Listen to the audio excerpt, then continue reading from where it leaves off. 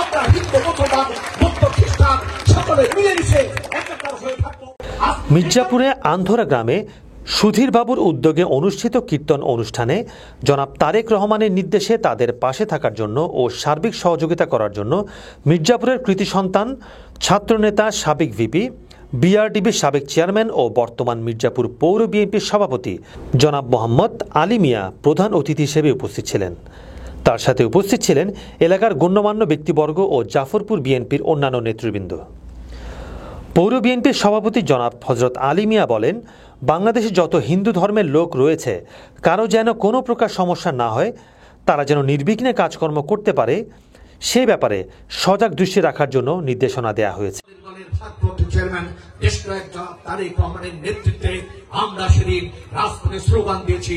আমাদের সেই স্লোগানের অর্থ ছিল এদেশের মানুষের অধিকার প্রতিষ্ঠিত করা। জনাব তারেক রহমান বলেছেন, বাংলাদেশ জাতীয়তাবাদী দল বিএনপি সবসময় তাদের পাশে ছিল, আছে এবং থাকবে।